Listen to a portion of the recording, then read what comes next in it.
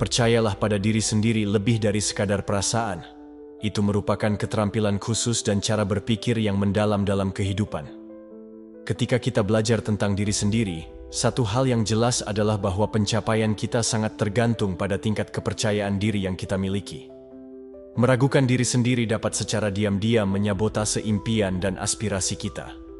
Renungkan seberapa sering bakat alami yang memiliki potensi untuk prestasi luar biasa terhalang oleh rasa takut dan ketidakamanan. Tantangan hari ini adalah mengeksplorasi cara-cara kita dapat berkembang menuju versi terbaik dari diri kita. Saya mengucapkan terima kasih atas perhatian Anda dalam menonton video ini, yang merupakan langkah penting dalam perjalanan transformasi pribadi melalui sikap tabah. Mari kita mulai.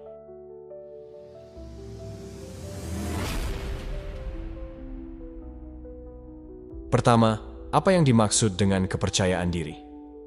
Kepercayaan diri tidak muncul begitu saja. Ia berasal dari pemahaman dan penerimaan terhadap siapa diri kita.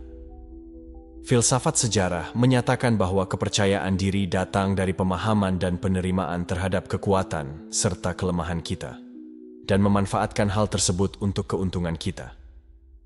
Nasihat kuno menegaskan bahwa kepercayaan diri yang sejati ditemukan dalam diri kita sendiri, bukan bergantung pada pujian atau penerimaan orang lain. Epictetus, seorang filsuf terkenal, menyatakan bahwa kita tidak perlu stres tentang hal-hal yang tidak dapat kita kendalikan. Sebaliknya, kita harus berfokus pada apa yang dapat kita ubah, seperti sikap, pikiran, dan tindakan kita. Cara berpikir seperti ini membantu kita menghadapi momen-momen sulit dalam hidup dengan lebih baik dan menjadikan kita lebih kuat. Aspek penting lain dari kepercayaan diri adalah menjadi autentik. Sangat penting untuk jujur tentang siapa diri kita, apa yang kita yakini, dan apa yang sebenarnya kita inginkan. Ketika kita hidup sesuai dengan aturan kita sendiri, bukan berdasarkan harapan orang lain, kita menciptakan perasaan damai dan stabilitas batin yang mendasar bagi kepercayaan diri. Refleksi dan evaluasi diri juga penting untuk meningkatkan kepercayaan diri. Dengan melihat ke dalam diri sendiri, kita dapat memahami aspek yang perlu kita perbaiki dan merasa bangga atas hal-hal yang telah kita lakukan dengan baik. Proses pembelajaran dan pertumbuhan yang berkelanjutan membantu kita mengetahui potensi kita dan mengatasi keraguan yang ada. Menjadi kuat saat kita gagal atau menghadapi masalah juga merupakan bagian mendasar dari kepercayaan diri. Stoicisme mengajarkan kita untuk melihat masalah sebagai peluang untuk belajar dan berkembang.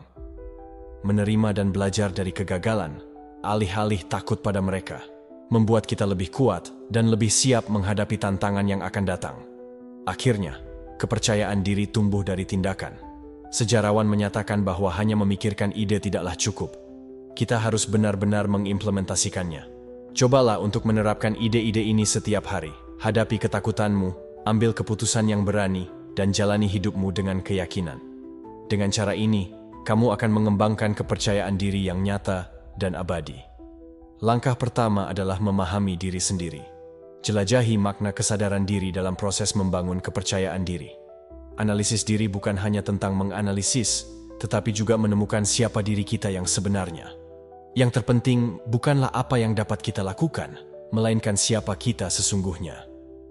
Epictetus mengingatkan kita untuk melihat lebih dekat dan menemukan motivasi serta ketakutan kita yang sebenarnya. Kepercayaan diri yang sejati berasal dari pemahaman yang jujur dan mendalam tentang diri kita.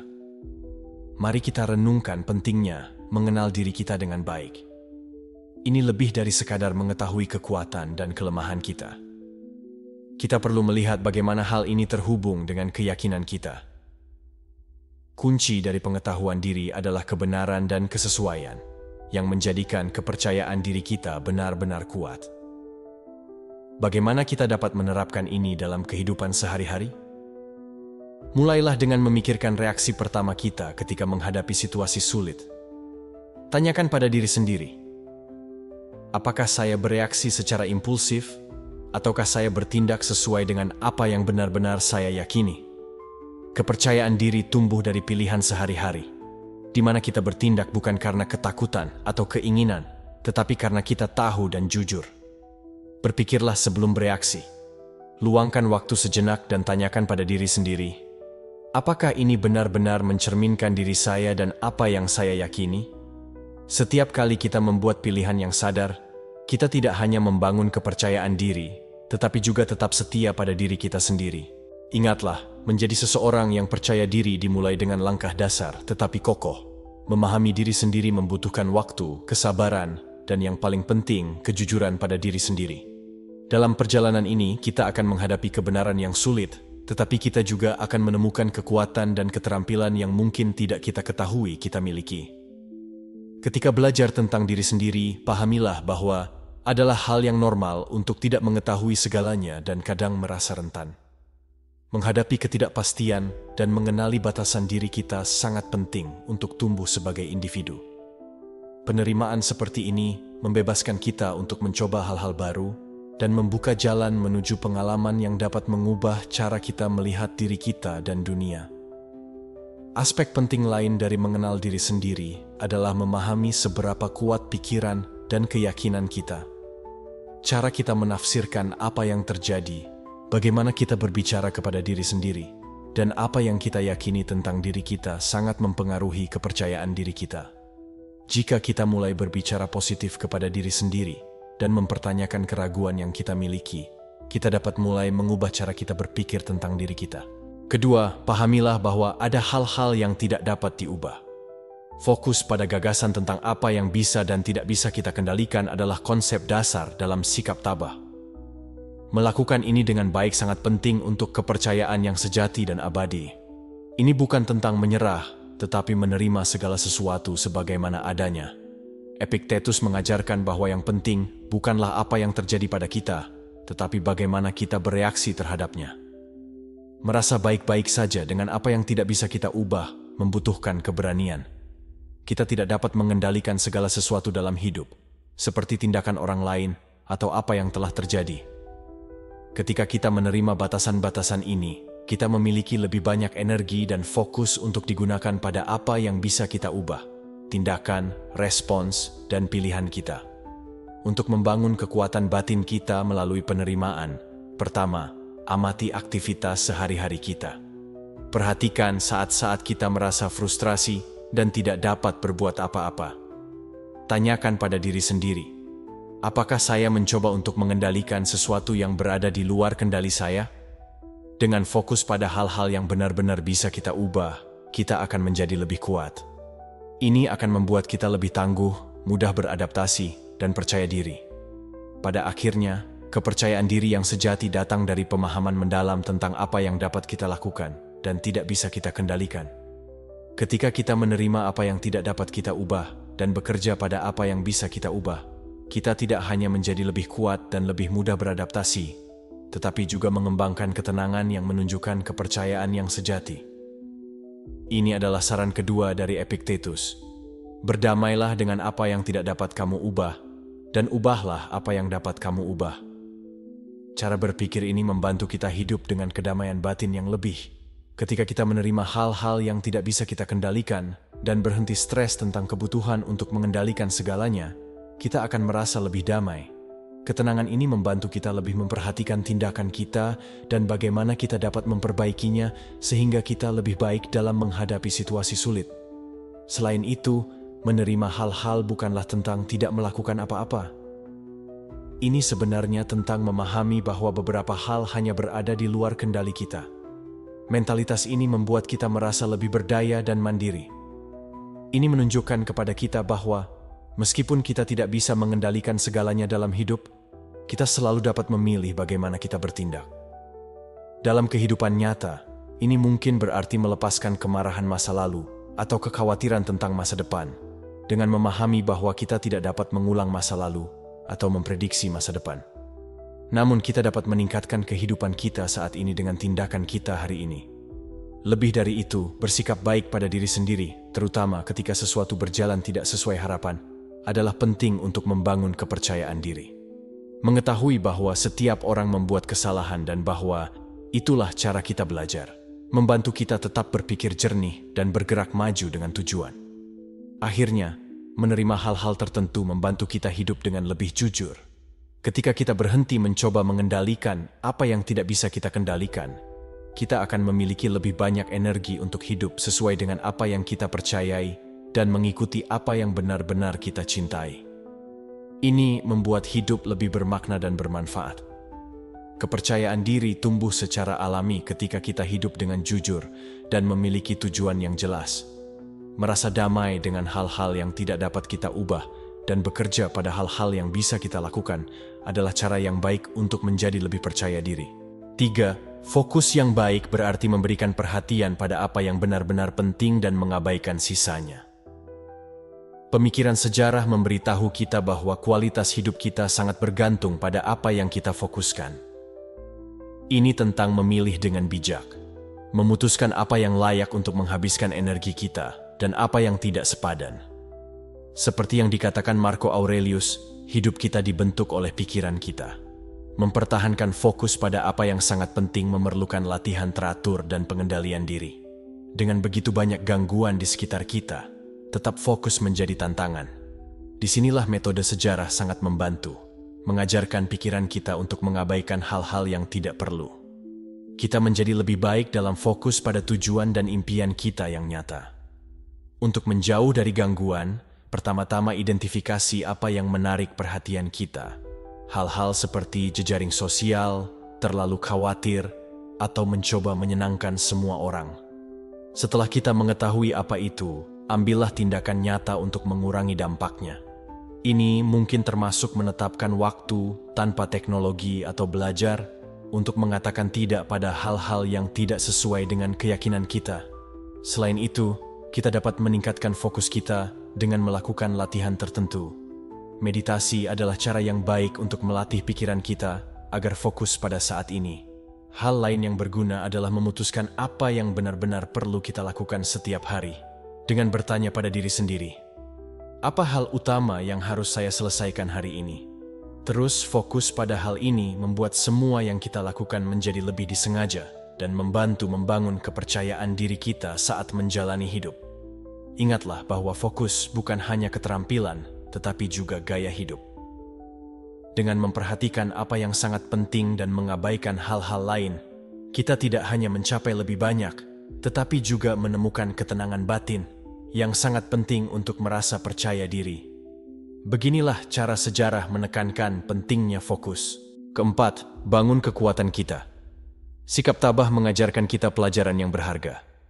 Kekuatan bukanlah sesuatu yang kita miliki sejak lahir, tetapi sesuatu yang kita kembangkan. Kekuatan lebih dari sekadar kemampuan untuk bertahan melewati masa-masa sulit.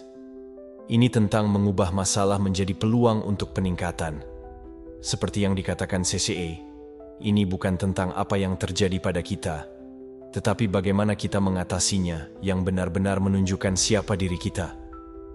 Dalam stoicisme, sangat penting untuk belajar dari kesalahan.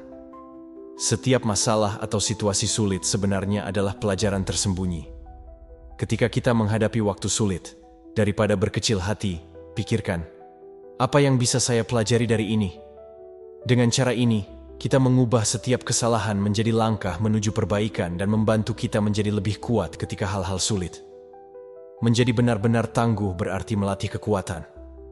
Kita tidak lari atau takut pada tantangan.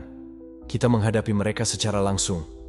Setiap kali kita mengatasi suatu masalah atau menghadapi ketakutan, kita menjadi lebih kuat dan lebih percaya diri. Ingat bahwa menjadi tangguh bukan hanya tentang mengatasi masa-masa sulit, tetapi juga tentang belajar cara memanfaatkan mereka secara maksimal. Menggunakan ketahanan dalam kehidupan sehari-hari mungkin berbeda. Itu bisa dilakukan dengan menyelesaikan pekerjaan yang telah kita tunda, atau menangani sesuatu yang besar seperti mengatasi kerugian. Dalam situasi apapun, berpikirlah seperti seorang stoik. Bukan apa yang terjadi yang penting, tetapi bagaimana kita mengatasinya. Ketika kita menemukan waktu sulit, hadapi mereka dengan percaya diri, memahami bahwa setiap situasi sulit adalah kesempatan untuk meningkatkan dan memperkuat diri kita. Itulah inti dari kekuatan. Mengubah masa sulit menjadi kekuatan dan masalah menjadi jalur yang harus diikuti. Tetaplah kuat dan kamu akan menyadari bahwa keyakinan tumbuh lebih dari sebelumnya. Menjadi tangguh juga berarti menerima hal-hal, mengetahui bahwa hidup tidak selalu akan sederhana atau adil, tetapi memahami bahwa kita dapat melewati masa-masa sulit. Penerimaan ini bukan berarti menyerah, tetapi menyadari bahwa masa-masa sulit adalah bagian dari kehidupan dan kita cukup kuat untuk mengatasinya. Selain itu, menjadi kuat seperti seorang yang tabah berarti berpikir jangka panjang, bukan hanya fokus pada masalah hari ini.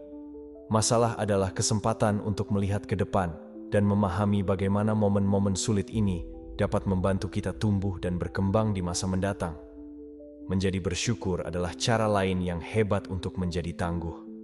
Ketika kita berpikir tentang apa yang kita miliki daripada apa yang kurang, kita bisa mempertahankan sikap positif bahkan ketika keadaan sulit. Rasa syukur ini membantu kita melihat masalah secara berbeda, sebagai kesempatan untuk belajar dan berkembang. Salah satu kualitas paling penting dari orang yang tangguh adalah kemampuan mereka untuk mengubah masalah menjadi peluang. Mari kita ambil contoh J.K. Rowling, yang di tengah kesulitan keuangan dan pribadi menemukan cara untuk menulis Harry Potter. Suatu karya yang tidak hanya membawa stabilitas ekonomi, tetapi juga dampak global. Sejarah mengingatkan kita bahwa bahkan di momen tergelap, kreativitas dan ketekunan dapat menghasilkan cahaya. Berlatih mengubah perspektif adalah kunci untuk mengembangkan kemampuan ini. Latihan yang berguna adalah teknik pembingkaian ulang yang positif. Setiap kali kita menghadapi situasi sulit, buatlah daftar 3 kemungkinan pembelajaran atau manfaat yang bisa kita ambil darinya. Misalnya, jika kita kehilangan pekerjaan, kita bisa fokus pada keterampilan baru yang kita dapatkan, pada peluang untuk menjelajahi bidang lain, atau pada waktu untuk merenungkan minat kita yang sebenarnya.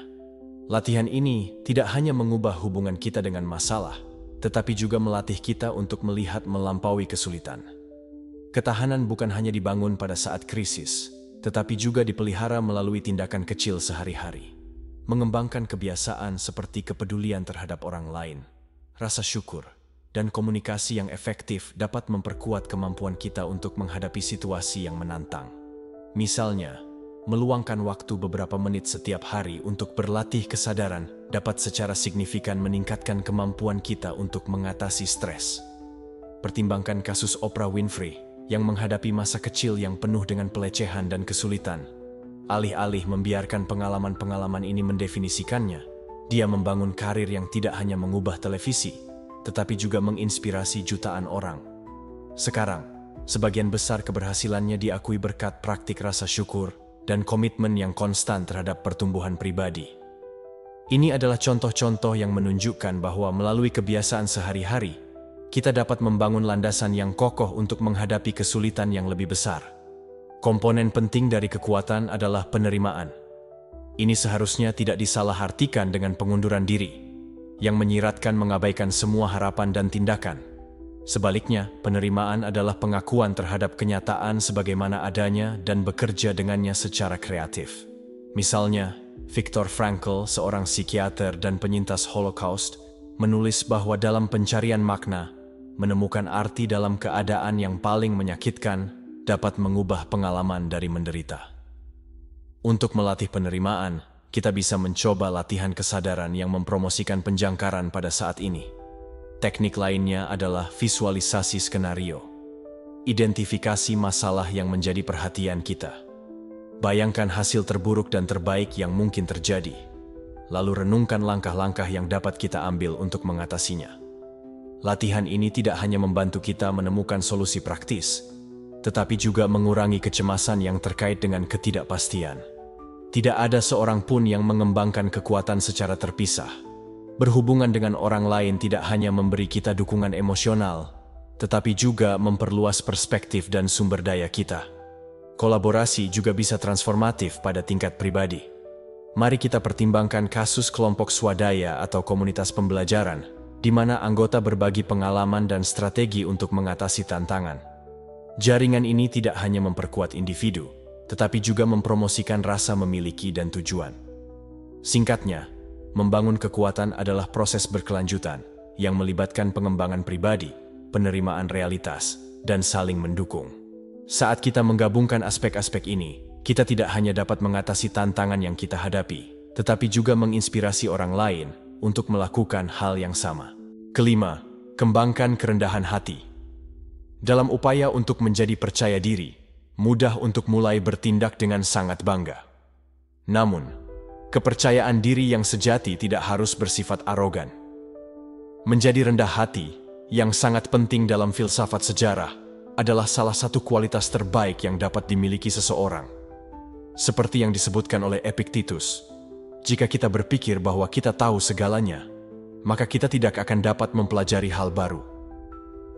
Kerendahan hati memungkinkan kita untuk belajar, berkembang, dan terhubung dengan orang lain secara autentik.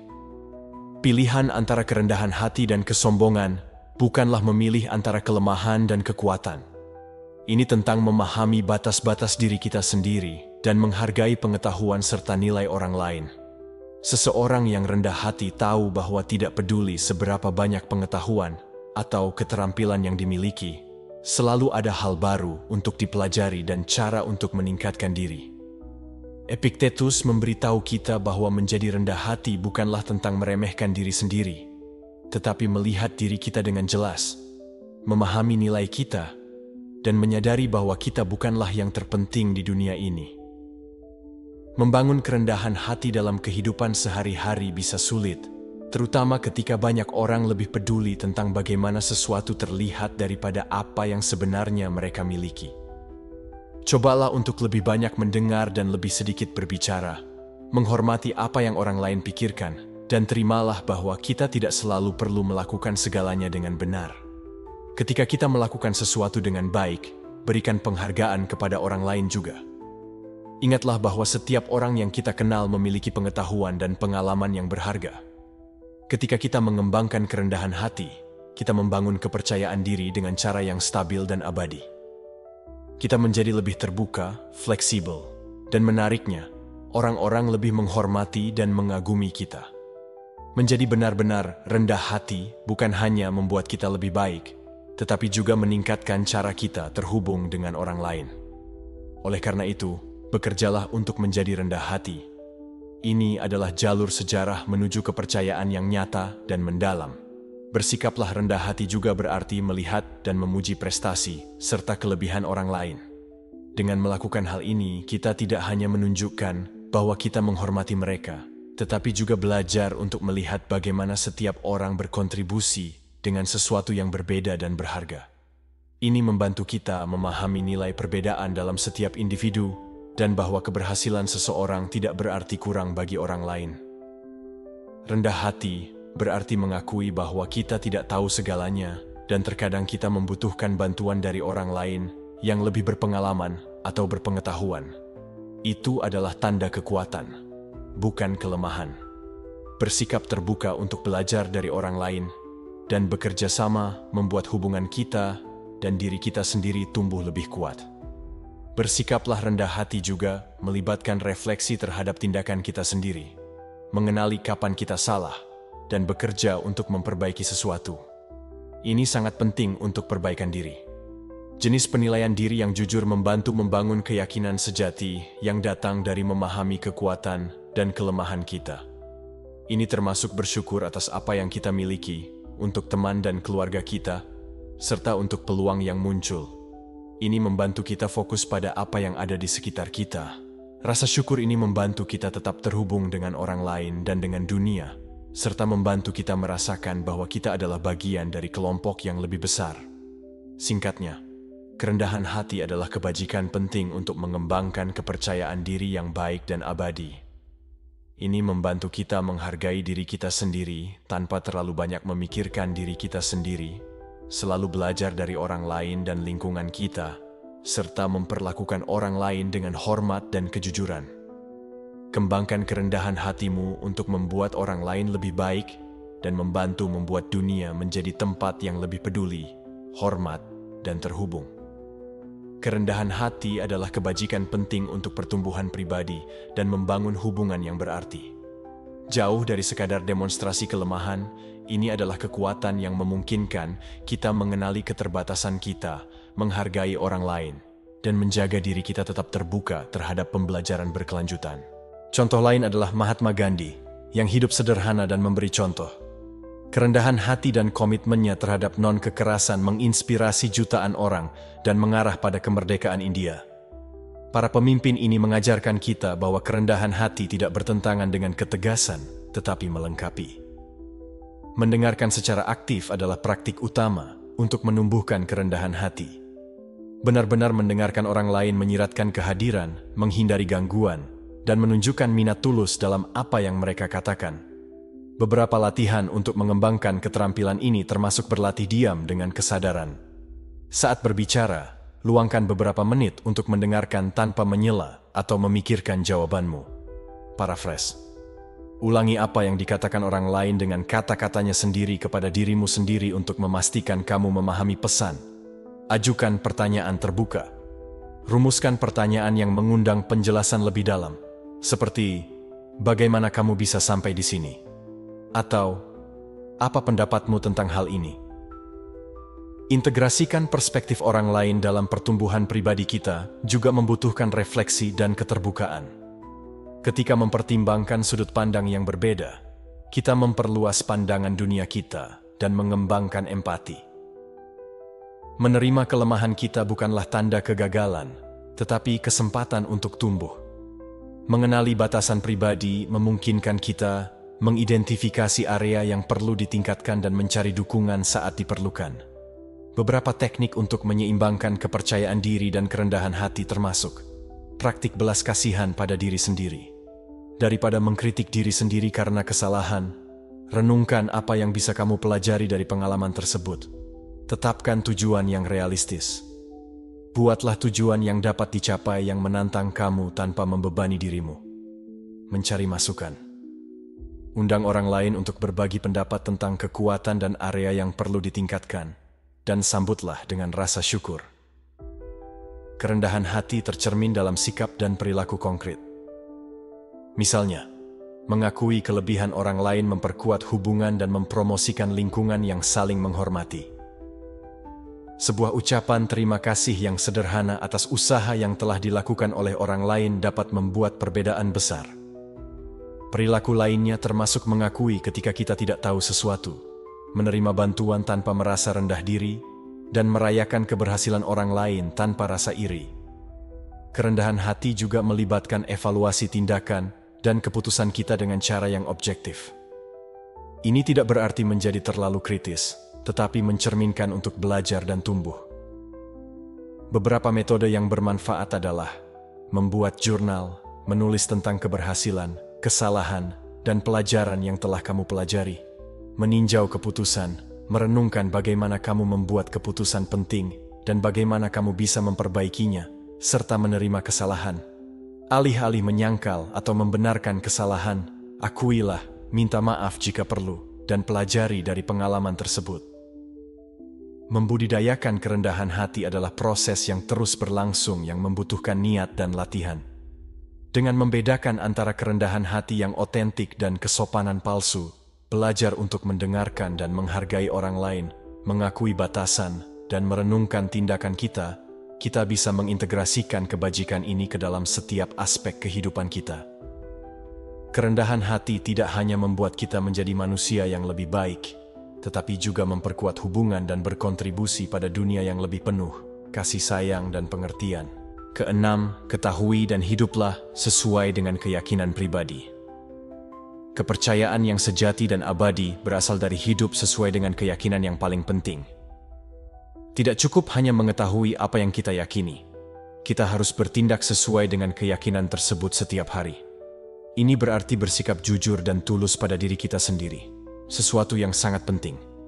Epictetus pernah berkata bahwa berbicara tentang melakukan apa yang benar tidaklah cukup. Kita harus benar-benar melakukannya. Nilai-nilai pribadi sangat penting. Mereka seperti kompas yang membantu kita memilih, bertindak, dan membentuk kehidupan. Pikirkan nilai mana yang paling penting bagi Anda, seperti kejujuran, kebebasan, kasih sayang, atau kreativitas. Mengenali nilai-nilai inti dan berkomitmen untuk menjalani hidup sesuai dengan nilai-nilai tersebut adalah langkah penting. Hidup dengan integritas berarti bahwa apa yang kita lakukan dan katakan sesuai dengan keyakinan dan nilai-nilai kita.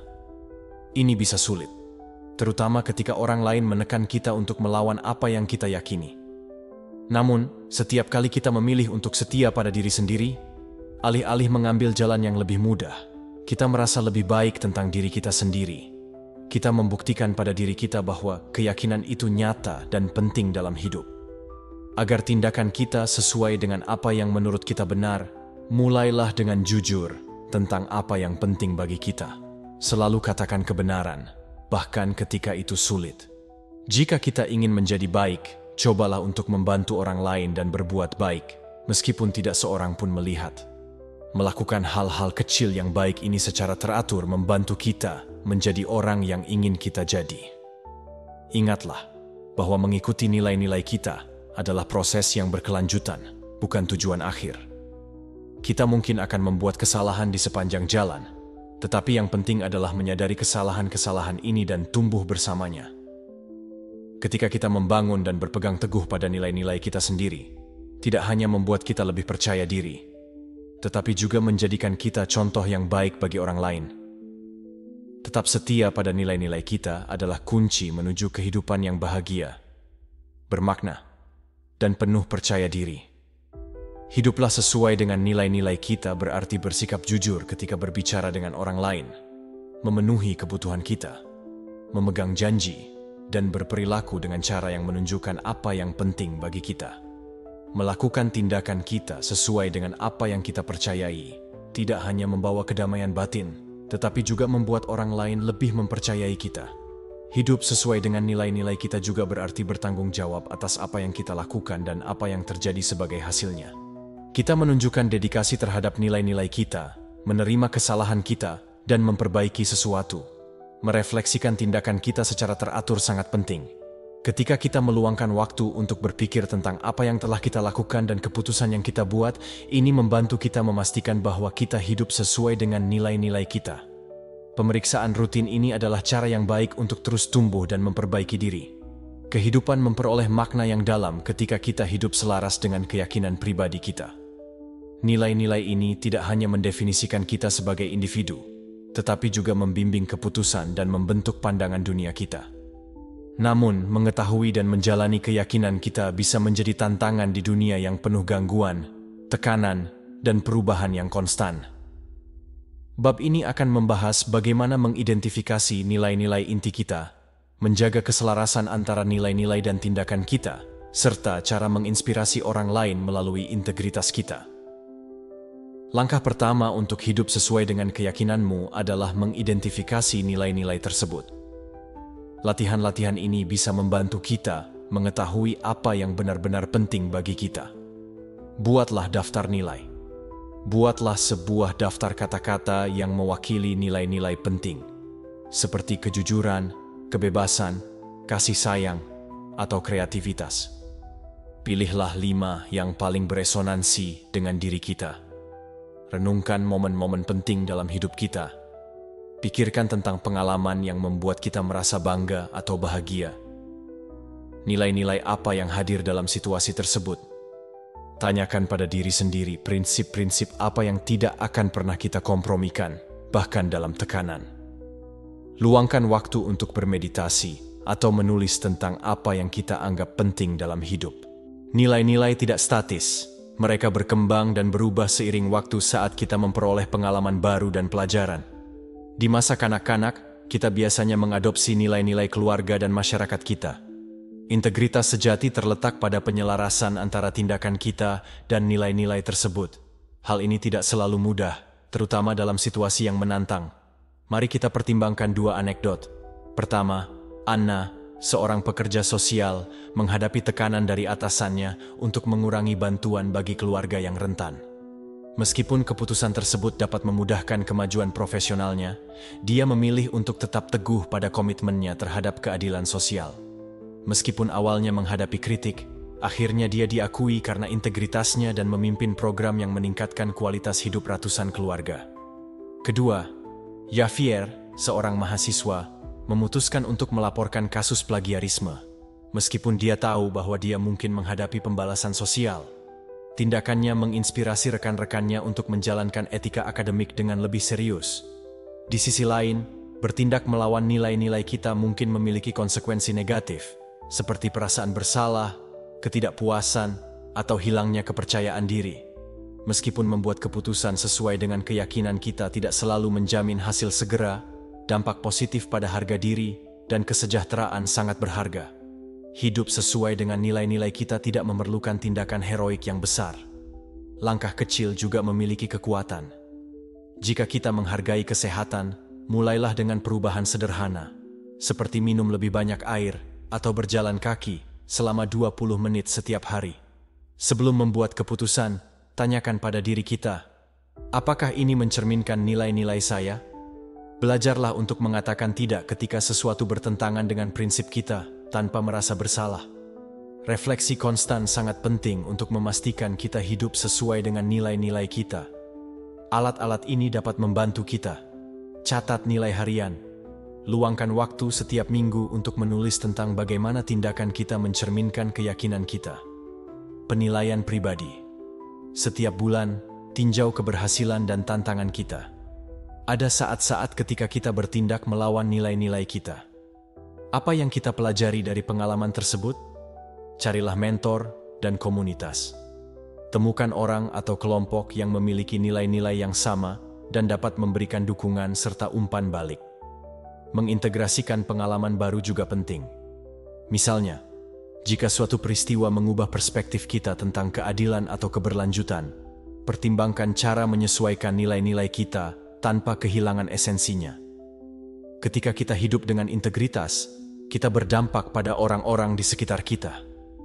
Cerita seperti Ana dan Javier adalah contoh kuat bahwa koherensi pribadi dapat menginspirasi orang lain. Namun, menjadi teladan tidak berarti memaksakan keyakinan. Kuncinya adalah memimpin dengan contoh dan menunjukkan rasa hormat terhadap perbedaan. Mendengarkan secara aktif adalah cara untuk memahami perspektif orang lain tanpa menghakimi, berbagi tanpa memaksakan. Bicaralah tentang nilai dan pengalaman kita dengan cara yang inspiratif dan tidak dogmatis. Di dunia yang sering menghargai hasil langsung di atas integritas, hidup sesuai dengan keyakinan, kita bisa menjadi tindakan revolusioner. Namun, jalan ini bukan hanya membawa kedamaian batin, tetapi juga menerangi orang lain untuk mencari keaslian mereka sendiri. Renungkan, sesuaikan, dan bagikan, karena nilai-nilai kita memiliki kekuatan untuk mengubah hidup kita dan orang-orang di sekitar kita. Ketujuh, berlatihlah bersyukur setiap hari. Salah satu elemen kunci dalam stoicisme dan membangun rasa percaya diri adalah berlatih rasa syukur.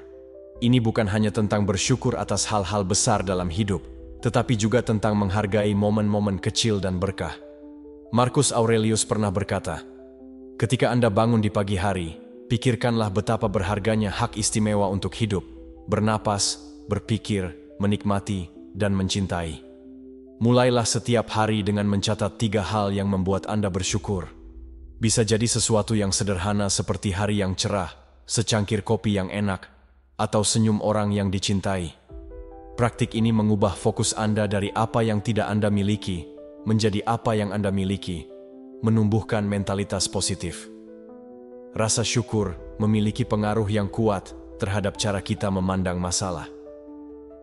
Ketika kita fokus pada apa yang kita syukuri, tantangan yang kita hadapi tampak kurang menindas. Misalnya, alih-alih menyesali kesalahan, Anda mungkin bersyukur atas kesempatan untuk belajar dan tumbuh darinya. Mentalitas ini tidak hanya mengurangi stres, tetapi juga memberi motivasi untuk mencari solusi dan bergerak maju dengan kepercayaan diri. Latihan praktis yang bisa dilakukan adalah menulis surat ucapan terima kasih.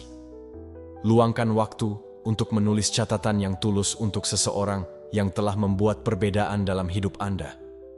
Tidak perlu alasan khusus untuk melakukannya.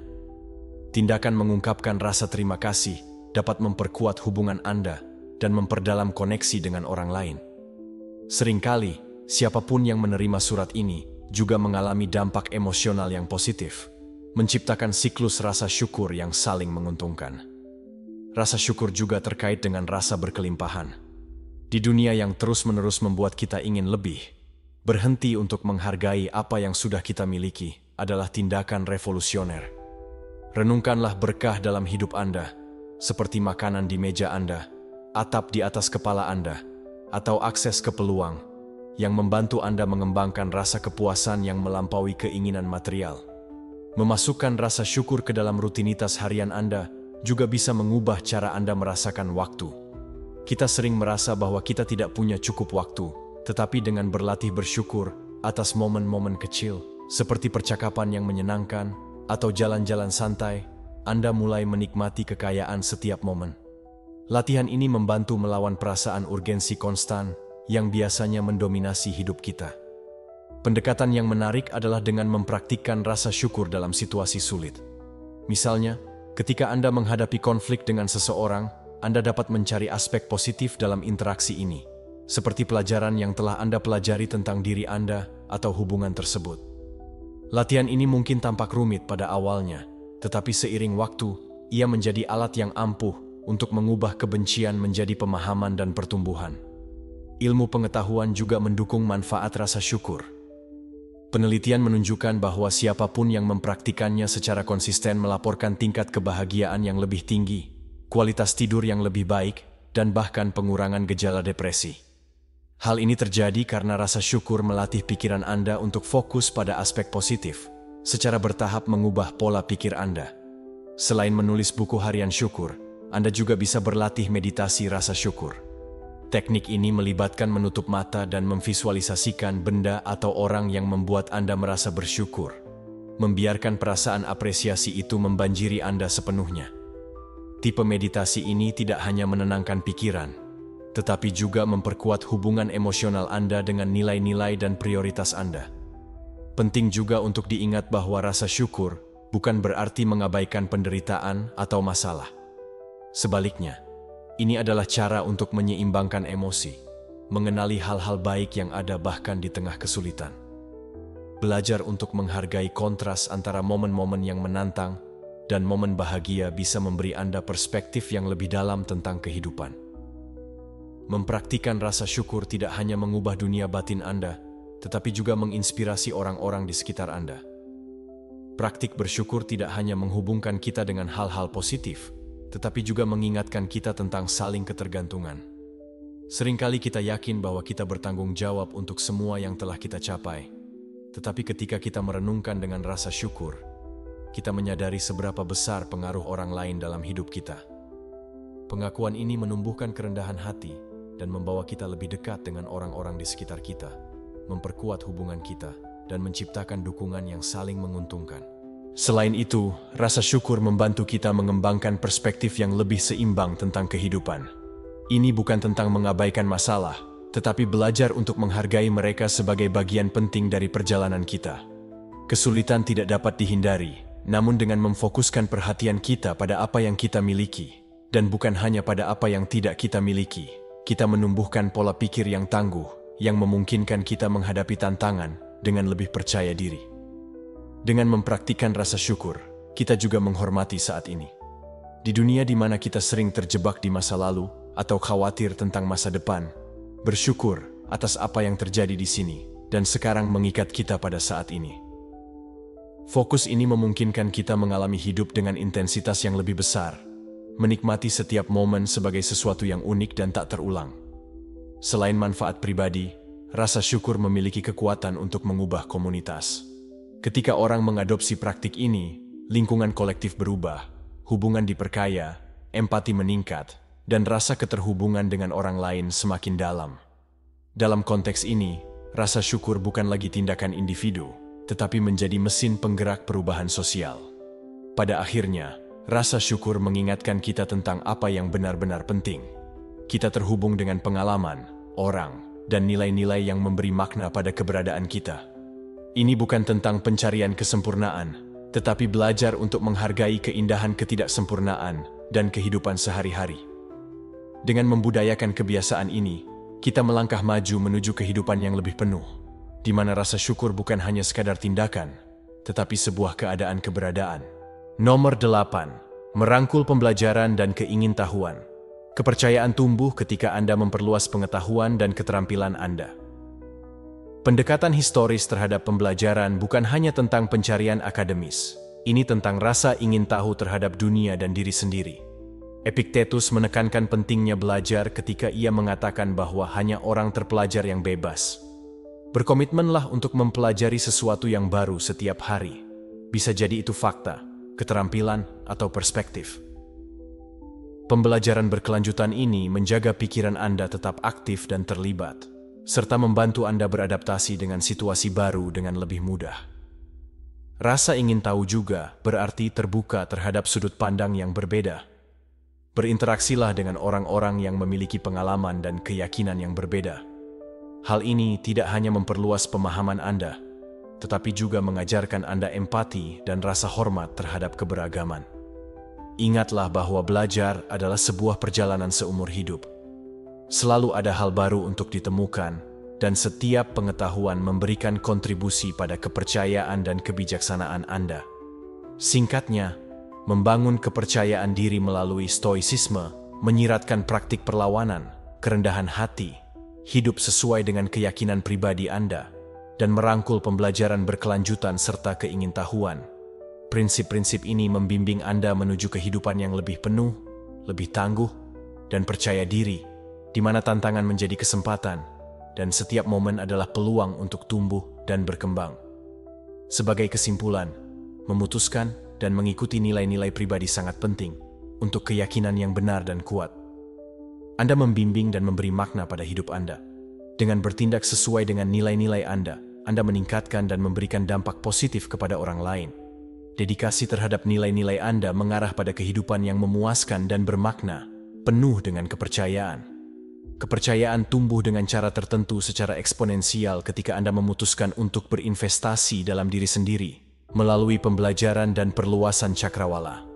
Dalam konteks stoicisme, pembelajaran ini tidak terbatas hanya pada lingkup akademis, tetapi melampaui itu, mencakup penemuan dunia, orang lain, dan terutama diri sendiri.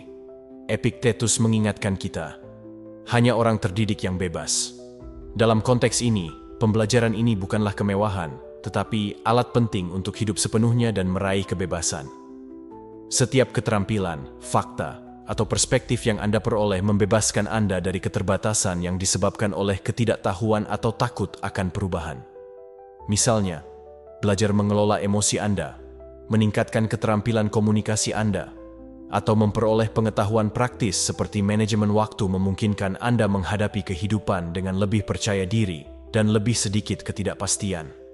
Setiap kali Anda menghadapi tantangan dengan alat mental atau emosi yang baru diperoleh, Anda memperkuat kepercayaan diri. Keingintahuan, sebagai mesin yang mendorong pembelajaran, membawa Anda keluar dari zona nyaman Anda. Dan percikan yang muncul saat Anda bertanya-tanya bagaimana sesuatu bekerja, mengapa orang berpikir secara berbeda, atau apa yang dapat Anda lakukan untuk meningkatkan aspek kehidupan Anda sangat berharga. Mengadopsi pola pikir ingin tahu tidak hanya memperluas pengetahuan Anda, tetapi juga mengubah persepsi Anda tentang dunia. Ketika Anda melihat setiap pengalaman sebagai kesempatan untuk belajar, bahkan kegagalan dan kesalahan menjadi guru yang berharga. Stoicisme mengajarkan kita untuk tetap berpikiran terbuka dan mengenali bahwa setiap orang memiliki sesuatu untuk ditambahkan. Ketika berinteraksi dengan individu yang memiliki pengalaman dan keyakinan yang berbeda dari Anda tidak hanya memperluas pengetahuan, tetapi juga mengembangkan empati dan pemahaman. Keterampilan ini, meskipun tidak selalu nyata, sangat fundamental untuk membangun hubungan yang solid dan menavigasi dengan percaya diri di lingkungan yang beragam. Bayangkan setiap hari sebagai halaman dalam buku kehidupan Anda. Apa yang baru? Pelajaran apa yang akan Anda tulis hari ini? Komitmen untuk pembelajaran sehari-hari bisa semudah membaca artikel, mendengarkan podcast, berlatih keterampilan manual, atau merenungkan pengalaman Anda. Praktik yang terus-menerus ini tidak hanya menjaga pikiran Anda tetap aktif, tetapi juga memungkinkan Anda beradaptasi lebih cepat terhadap perubahan. Seperti yang dikatakan Cicero, selama hidup, teruslah belajar cara hidup.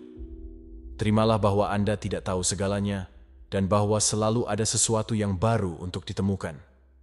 Ini adalah tindakan kerendahan hati dan kebijaksanaan. Nomor 8. Merangkul pembelajaran dan keingintahuan. Kepercayaan tumbuh ketika Anda memperluas pengetahuan dan keterampilan Anda.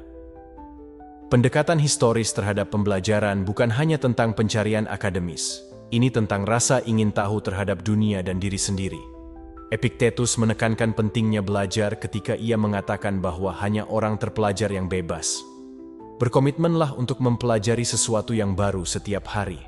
Bisa jadi itu fakta, keterampilan, atau perspektif.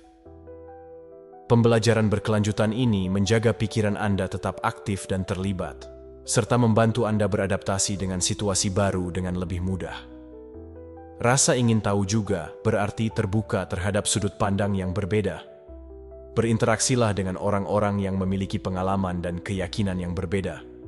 Hal ini tidak hanya memperluas pemahaman Anda, tetapi juga mengajarkan Anda empati dan rasa hormat terhadap keberagaman.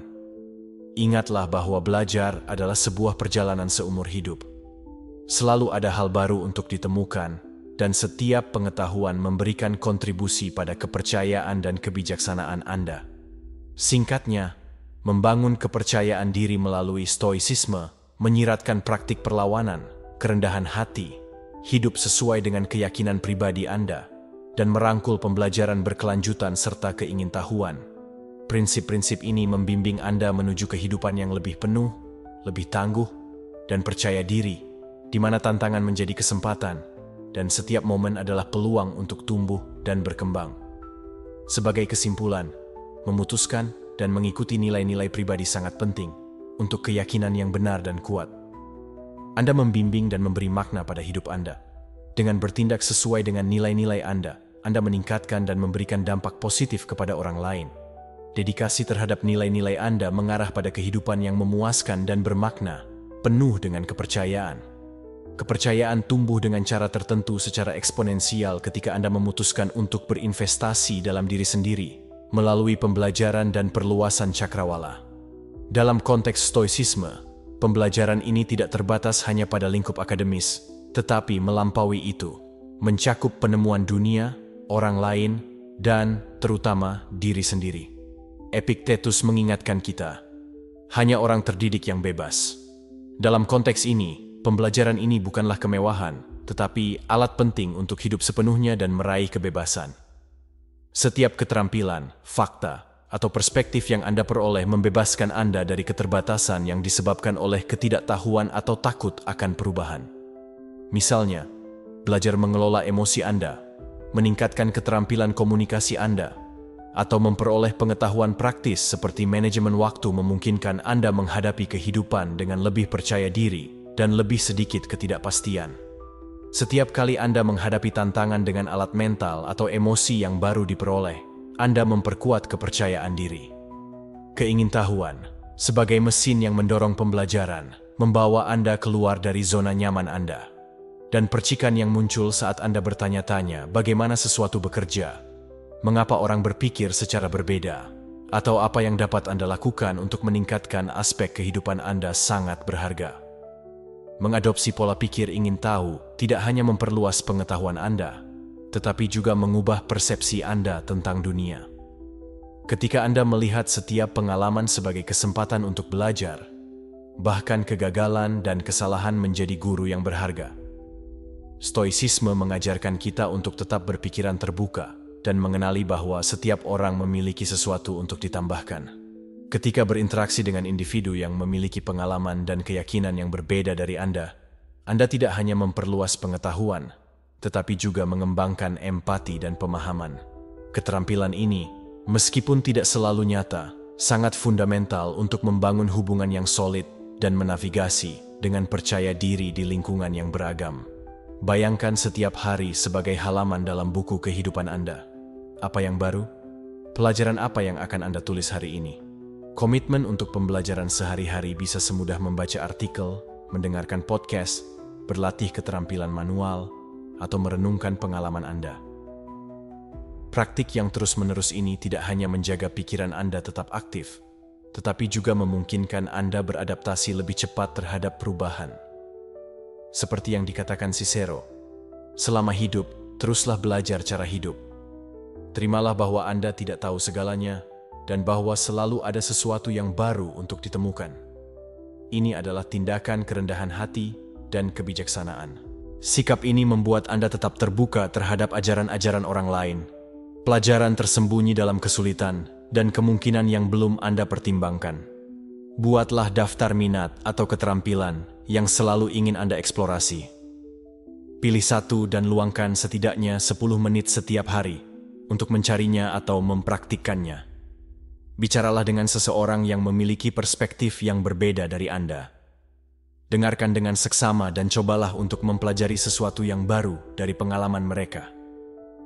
Renungkan akhir hari. Apa yang Anda pelajari hari ini? Bagaimana Anda bisa menerapkan pelajaran ini dalam hidup Anda?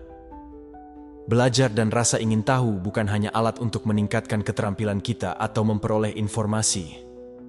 Mereka adalah filosofi kehidupan yang mengubah cara kita hidup, berhubungan dengan dunia, dan diri kita sendiri. Ketika kita mengadopsi pola pikir pembelajaran berkelanjutan, kita menumbuhkan sumber kepercayaan internal yang tidak tergantung pada faktor eksternal, tetapi pada kemampuan kita untuk beradaptasi, tumbuh, dan mengatasi tantangan apapun. Perspektif sejarah mengingatkan kita bahwa setiap hari membawa serta kesempatan untuk menemukan sesuatu yang baru, tidak hanya di buku, tetapi dalam setiap interaksi dan pengalaman. Rasa ingin tahu juga merupakan salah satu cara untuk melawan stagnasi. Ini menjaga kita tetap bergerak, menantang rasa takut akan yang tidak diketahui dan kenyamanan dari yang sudah dikenal. Dengan membuka diri terhadap perspektif yang berbeda, kita membiarkan pandangan dunia kita berkembang, yang tidak hanya memperkaya kita sebagai individu, tetapi juga memperkuat hubungan kita. Memahami dan berempati dengan orang lain terhubung secara mendalam, menumbuhkan kepercayaan yang melampaui sekadar penegasan diri dan didasarkan pada kemampuan kita untuk berkolaborasi dan membangun bersama. Dalam proses pembelajaran ini, kerendahan hati memainkan peran mendasar. Menyadari bahwa kita tidak mengetahui segalanya dan bahwa selalu ada ruang untuk tumbuh membuat kita tetap terbuka terhadap ajaran yang kehidupan tawarkan kepada kita. Sikap ini tidak membuat kita lemah. Sebaliknya, memperkuat kita dengan menunjukkan bahwa kita adalah manusia yang aman dan bersedia untuk meningkat. Menjadi rendah hati mengingatkan kita bahwa setiap hari adalah kesempatan untuk menjadi sedikit lebih baik daripada kemarin. Membangun kepercayaan bahwa pengalaman dan prestasi kita sendiri adalah makanan kita. Selain itu, pembelajaran berkelanjutan adalah penawar terhadap rutinitas dan konformisme. Mudah sekali terjebak dalam monoton kehidupan sehari-hari. Tetapi, ketika kita mengolah rasa ingin tahu, kita menemukan cara baru untuk menyegarkan pikiran dan hati kita. Setiap pelajaran baru, tidak peduli seberapa kecilnya, memberikan alasan untuk maju, sebuah percikan yang menerangi jalan menuju kehidupan yang lebih memuaskan dan berarti. Seperti yang dikatakan Cicero, apapun itu, yang penting bukan berapa lama Anda hidup, tetapi bagaimana Anda menjalaninya. Dan belajar adalah cara yang ampuh untuk memperkaya pengalaman ini. Terakhir, rangkul pembelajaran dan rasa ingin tahu bukan hanya sekadar strategi untuk memperkuat kepercayaan, tetapi cara untuk menghargai potensi yang kita semua miliki sebagai manusia. Untuk hidup dengan rasa ingin tahu memungkinkan kita untuk mengeksplorasi gairah kita, memahami batasan kita, dan menemukan kemampuan tersembunyi kita. Dengan melakukan hal ini, kita tidak hanya membangun kepercayaan, tetapi juga meninggalkan dampak positif bagi orang-orang di sekitar kita. Dalam perjalanan ini, ingatlah bahwa Anda tidak sendirian. Setiap langkah yang Anda ambil menuju pembelajaran dan pertumbuhan adalah hadiah yang Anda berikan pada diri Anda sendiri dan dunia. Ada kemungkinan bahwa ketika Anda mencoba meninggalkan masa lalu Anda akan menghadapi kendala saat ini. Namun, ada alat yang ampuh untuk mengatasinya. Selanjutnya, kami akan berbagi beberapa kendala paling umum dan cara mengatasinya. Ketakutan terhadap hal yang tidak diketahui, berpegang pada masa lalu, meskipun itu menyakitkan, biasanya lebih nyaman karena sudah dikenal. Pikiran lebih memilih kejahatan yang diketahui daripada kejahatan yang tidak diketahui. Untuk mengatasi ketakutan ini, ingatlah bahwa pertumbuhan terjadi di luar zona nyaman. Mulailah dengan perubahan kecil dan rayakan setiap langkah maju sambil melepaskan orang atau situasi yang tidak lagi mendukung Anda. Terkadang, kita mencampur adukan antara melepaskan dengan mengkhianati, tetapi melepaskan bukan berarti melupakan. Itu adalah cara untuk menghormati hak Anda untuk terus hidup tanpa beban. Mereka yang benar-benar mencintai Anda akan ingin melihat Anda bebas. Godaan untuk mundur. Akan ada hari-hari ketika pola lama akan ingin kembali. Pada saat-saat seperti ini, tanyakan pada diri Anda, apakah saya ingin mengulang siklus yang sama atau lebih baik membangun sesuatu yang lebih baik? Gunakan kekambuhan Anda sebagai pengingat mengapa Anda memulai jalan ini. 9. Hilangkan perbandingan. Jalur Anda adalah unik. Kehidupan setiap orang adalah jalur yang unik dan tidak dapat diulang. Namun, kita hidup dalam masyarakat di mana perbandingan tampaknya tak terelakkan. Dari jejaring sosial yang menyoroti saat-saat sempurna orang lain hingga harapan sosial yang menekan kita untuk mengikuti pola kesuksesan yang telah ditentukan sebelumnya. Kebiasaan membandingkan diri kita sendiri dapat menyusup ke setiap aspek kehidupan kita. Keluar dari perangkap mental ini tidak hanya meningkatkan harga diri kita, tetapi juga memungkinkan kita untuk fokus pada apa yang benar-benar penting, pertumbuhan dan kesejahteraan kita sendiri. Perbandingan adalah pencuri kebahagiaan yang diam. Ketika kita memusatkan perhatian kita pada apa yang dimiliki atau dicapai orang lain, kita mengalihkan energi kita dari kekuatan dan pencapaian kita sendiri. Kebiasaan ini membuat kita lupa bahwa apa yang kita lihat dari orang lain hanyalah puncak gunung es. Kita sering mengabaikan tantangan, pengorbanan, dan perjuangan yang ada di balik setiap pencapaian. Misalnya, membandingkan diri Anda dengan rekan kerja yang baru saja mendapatkan promosi dapat membuat Anda meremehkan nilai pekerjaan Anda atau kehilangan pandangan terhadap tujuan Anda sendiri. Tetapi apa yang tidak Anda lihat adalah usaha diam-diam yang telah dilakukan orang ini, atau bahkan tekanan dan kesulitan yang mereka hadapi dalam kehidupan baru mereka. Dengan terlalu fokus pada kesuksesan orang lain, Anda mengabaikan peluang untuk menghargai dan mengembangkan kemampuan Anda sendiri. Setiap manusia adalah produk dari serangkaian keadaan yang unik, bakat, tujuan, dan nilai. Tidak ada formula universal untuk kesuksesan. Membandingkan diri kita dengan seseorang yang memiliki jalur hidup yang sangat berbeda dari kita tidak hanya tidak adil, tetapi juga tidak berguna. Bayangkan membandingkan pertumbuhan bunga dengan pohon. Keduanya memiliki ritme dan kebutuhan yang berbeda, tetapi masing-masing memberikan keindahan dan nilai pada dunia. Menyadari keberagaman ini dalam jalur manusia membantu kita memahami bahwa kita tidak sedang berkompetisi melawan orang lain, tetapi kita sedang membangun sejarah kita sendiri. Perbandingan yang konstan dapat menghancurkan harga diri kita, membawa kita untuk fokus pada apa yang kurang dalam diri kita, memperkuat perasaan rendah diri dan iri hati. Seiring waktu, perasaan ini dapat berubah menjadi kebencian terhadap mereka yang tampaknya lebih baik dari kita, yang memperburuk hubungan kita dan kesehatan mental kita. Di sisi lain, perbandingan bisa menjadi hambatan untuk menikmati kemenangan kita sendiri. Prestasi yang ada di hadapan kita tiba-tiba terasa tidak cukup karena orang lain tampaknya telah melakukan sesuatu yang lebih besar. Mentalitas ini meninggalkan kita dalam perlombaan tanpa akhir, mencari validasi eksternal, melupakan kepuasan sejati yang berasal dari kemajuan pribadi. Kunci untuk menghilangkan perbandingan adalah mengalihkan fokus dari hasil eksternal ke kemajuan internal. Alih-alih mengukur keberhasilan Anda berdasarkan apa yang dicapai orang lain, evaluasi seberapa banyak Anda telah maju di jalan Anda sendiri. Catatlah keberhasilan kecil Anda setiap hari, rayakan kemajuan Anda, dan ingat bahwa setiap langkah itu penting, tidak peduli seberapa kecilnya. Jika Anda membandingkan diri Anda dengan versi Anda yang hidup sebulan, setahun, atau 5 tahun yang lalu, Anda akan dapat melihat pertumbuhan nyata dan berarti dalam hidup Anda. Perubahan perspektif ini mendorong rasa syukur dan mengurangi tekanan untuk memenuhi standar eksternal. Menyelaraskan hidup Anda dengan nilai-nilai Anda sendiri adalah alat yang ampuh untuk membebaskan diri Anda dari harapan sosial. Ketika Anda mengetahui apa yang benar-benar penting bagi Anda, pendapat dan prestasi orang lain kehilangan kekuatan atas persepsi Anda tentang kesuksesan.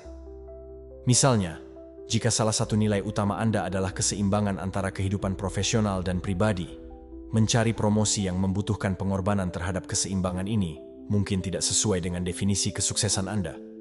Dengan berfokus pada nilai-nilai Anda memungkinkan diri Anda untuk membangun kehidupan yang otentik dan memuaskan, bukan satu yang berdasarkan apa yang dianggap orang lain diinginkan. Salah satu cara yang paling efektif untuk mengubah perbandingan negatif menjadi sesuatu yang positif adalah belajar merayakan pencapaian orang lain. Alih-alih merasakan iri hati, cari inspirasi. Tanyakan pada diri Anda, apa yang dapat saya pelajari dari orang ini? Atau bagaimana saya bisa menerapkan strategi mereka dalam hidup saya? Merayakan keberhasilan orang lain tidak hanya meningkatkan hubungan pribadi Anda, tetapi juga mengajarkan Anda untuk menghargai usaha yang ada di balik setiap kemenangan. Melihat orang lain sebagai sumber inspirasi, alih-alih sebagai kompetisi, sepenuhnya mengubah cara Anda berinteraksi dengan dunia. Menghilangkan perbandingan bukanlah proses yang instan, tetapi dengan latihan dan pengetahuan diri, Anda dapat belajar untuk fokus pada jalur unik Anda. Dengan menghargai kekuatan Anda, merayakan kemajuan Anda, dan menyelaraskan tujuan Anda dengan nilai-nilai Anda akan hidup dengan lebih damai dan autentik. Dan ketika Anda bertemu orang lain, lakukanlah dengan kekaguman dan inspirasi, mengetahui bahwa kita semua menulis cerita kita sendiri di zaman kita masing-masing. Ketika Anda meninggalkan perbandingan yang terus-menerus, Anda akan menemukan rasa damai batin yang sulit dicapai dengan cara lain. Berhentilah merasa terjebak dalam perlombaan yang tidak pernah berakhir untuk membuktikan nilai Anda, dan mulailah menikmati apa yang sudah Anda capai. Perubahan pola pikir ini memungkinkan Anda untuk terhubung dengan diri Anda sendiri dengan cara yang lebih dalam, memahami bahwa nilai Anda tidak tergantung pada bagaimana orang lain melihat Anda, tetapi pada bagaimana Anda melihat diri Anda sendiri. Perdamaian bukanlah sesuatu yang ditemukan dalam validasi eksternal. Itu adalah hasil dari menerima jalur Anda apa adanya. Membandingkan diri kita dengan orang lain juga merampas kemampuan kita untuk hidup sepenuhnya saat ini. Kita terjebak dalam siklus keinginan dan harapan, berfokus pada apa yang kita yakini kurang dari kita, alih-alih menghargai apa yang sudah kita capai. Pikirkan tentang ini. Waktu yang dihabiskan untuk mengharapkan apa yang dimiliki orang lain adalah waktu yang terbuang untuk menikmati pencapaian dan momen Anda sendiri. Hidup di masa sekarang berarti menerima keadaan Anda saat ini dengan rasa syukur dan tanpa tekanan untuk memenuhi standar eksternal. Dengan melakukan hal ini, persepsi Anda tentang kesuksesan akan berubah menjadi sesuatu yang lebih otentik dan memperkaya. Berhenti membandingkan diri Anda dengan orang lain bukan hanya sekadar perubahan mental. Itu juga merupakan tindakan mencintai diri sendiri. Ini adalah pengakuan bahwa Anda tidak membutuhkan validasi eksternal untuk merasakan kepenuhan. Ini memberi diri Anda izin untuk menjadi tidak sempurna, untuk berbuat salah, dan untuk tumbuh dengan kecepatan Anda sendiri. Ketika Anda membiarkan diri Anda jujur pada diri sendiri, Anda menghilangkan beban harapan orang lain dan membuka ruang untuk menumbuhkan rasa kasih sayang pada diri sendiri dan menghormati jalur Anda sendiri. Tindakan mencintai diri sendiri menjadi dasar harga diri yang kuat dan kehidupan yang memuaskan. Terakhir, pikirkan bagaimana jalur Anda, dengan semua keunikan Anda, berkontribusi pada dunia dengan cara yang unik. Jika kita semua mengikuti langkah yang sama atau mengejar tujuan yang sama, kekayaan perspektif, bakat, dan prestasi manusia akan hilang. Hidup Anda, dengan tantangan dan keberhasilan Anda, memiliki tujuan yang hanya Anda dapat penuhi. Rangkul individualitas Anda. Ini tidak hanya membebaskan Anda dari perbandingan, tetapi juga memungkinkan Anda untuk berbagi yang terbaik dari diri Anda dengan dunia. Meninggalkan jejak yang tidak ada orang lain tetapi Anda yang dapat meninggalkannya. Pada akhirnya, memilih untuk tidak membandingkan diri Anda dengan orang lain adalah keputusan yang berani dan kuat. Ini adalah pengakuan bahwa hidup Anda memiliki nilai unik yang tidak perlu diukur berdasarkan keberhasilan orang lain. Ini adalah cara untuk hidup dengan kepastian bahwa jalur Anda cukup dan bahwa di dalam diri Anda terdapat semua alat yang diperlukan untuk membuatnya bermakna. Akhirnya, ingatlah bahwa pengendalian emosi adalah keterampilan yang diperkuat oleh praktik. Anda tidak akan menjadi master dalam sehari, dan itu tidak apa-apa. Setiap kali Anda memilih untuk merespons daripada bereaksi, setiap kali Anda mempertanyakan pikiran negatif, atau setiap kali Anda mencari ketenangan di tengah kekacauan, Anda sedang membangun otot emosional. Seiring berjalannya waktu, apa yang dulunya tidak stabil akan menjadi kesempatan untuk menunjukkan pertumbuhan Anda. Hari ini, saya mengundang Anda untuk melihat diri Anda sendiri, bukan sebagai penonton emosi, tetapi sebagai pemandu Anda. Anda memiliki kemampuan untuk memilih cara menjalani setiap pengalaman, dari ketenangan hingga euforia, dari rasa sakit hingga harapan. Emosi adalah bagian dari diri Anda, tetapi mereka bukanlah diri Anda. Anda lebih dari sekadar perasaan penumpang. Anda adalah kesadaran yang mengamati, belajar, dan memutuskan. Ketika Anda mengambil kendali atas emosi Anda mengendalikan hidup Anda. Anda berhenti menjadi korban keadaan, dan Anda menjadi pencipta realitas Anda. Tidak peduli apa yang terjadi, di dalam diri Anda ada ruang kedamaian dan kekuatan yang selalu dapat Anda akses.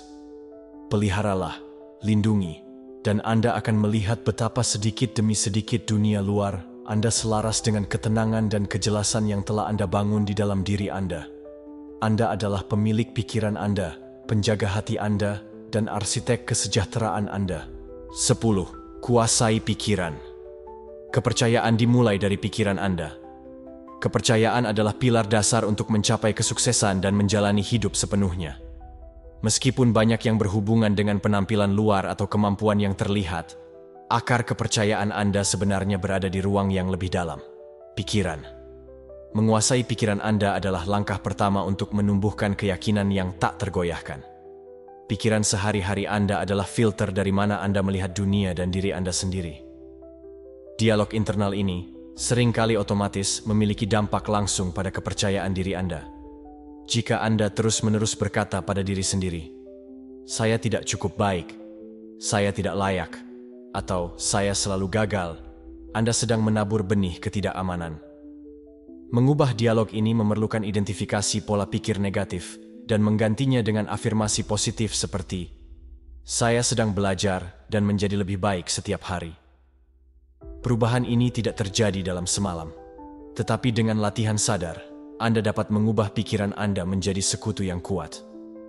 Pengalaman masa lalu memainkan peran penting dalam membentuk cara Anda membangun pikiran Anda. Mungkin komentar kritis di masa kecil atau kegagalan signifikan yang meninggalkan bekas yang membentuk keyakinan yang membatasi, seperti "saya tidak cukup pintar" atau "kesuksesan bukan untuk saya." Untuk memutus rantai ini, Anda perlu mengidentifikasi dan memahami asal-usulnya. Setelah Anda menyadari bahwa keyakinan ini adalah produk masa lalu dan tidak mencerminkan potensi sejati Anda dapat mulai menonaktifkannya. Setelah Anda mengidentifikasi pikiran negatif, langkah selanjutnya adalah merestrukturisasi mereka. Misalnya, jika Anda berpikir, "Saya gagal pada proyek terakhir saya pecundang," Anda bisa menafsirkannya kembali dengan mengatakan, "Saya gagal dalam proyek terakhir, tetapi saya belajar cara melakukannya lebih baik lain kali."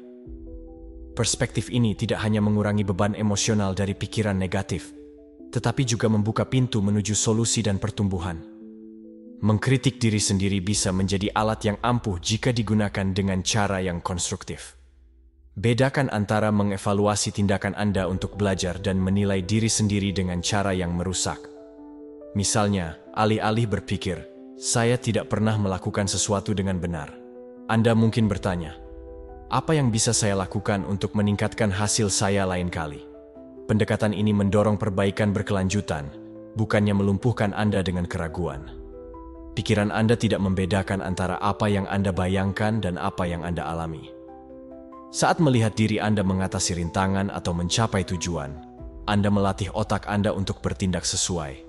Misalnya, sebelum presentasi penting, tutup mata Anda dan bayangkan diri Anda berbicara dengan jelas, percaya diri, dan menerima tanggapan positif dari audiens Anda. Teknik ini mempersiapkan pikiran Anda untuk mendekati situasi menantang dengan sikap menang. Kepercayaan juga dibangun atas dasar pengakuan akan keberhasilan masa lalu Anda. Luangkan waktu untuk merenungkan saat-saat ketika Anda mengatasi kesulitan atau mencapai sesuatu yang penting. Tuliskan keberhasilan tersebut dalam bentuk jurnal dan ingatlah saat Anda menghadapi tantangan baru. Latihan ini akan membantu Anda mengingat bahwa Anda telah mengatasi rintangan sebelumnya dan Anda bisa melakukannya lagi. Emosi seperti kecemasan, ketidakamanan, dan ketakutan dapat mendistorsi pikiran Anda, membuatnya lebih negatif daripada keadaan sebenarnya. Belajar untuk mengamati emosi Anda tanpa membiarkannya mengendalikan tindakan Anda. Misalnya, jika Anda merasa cemas saat menghadapi tantangan baru, tarik napas dalam-dalam dan tanyakan pada diri Anda, apakah ketakutan ini rasional atau hanya sekadar refleksi dari keyakinan yang membatasi? Mengenali emosi Anda dan mengelolanya dengan teknik seperti bernapas sadar atau meditasi dapat membantu Anda menjaga kejernihan mental dan memperkuat kepercayaan diri Anda.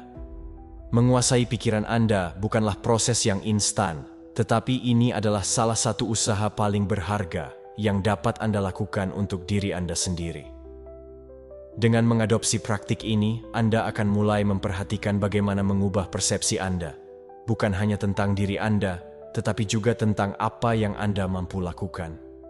Ingatlah, kepercayaan bukanlah hadiah eksternal, itu adalah keadaan internal yang Anda bangun, sebuah pemikiran positif setiap saat.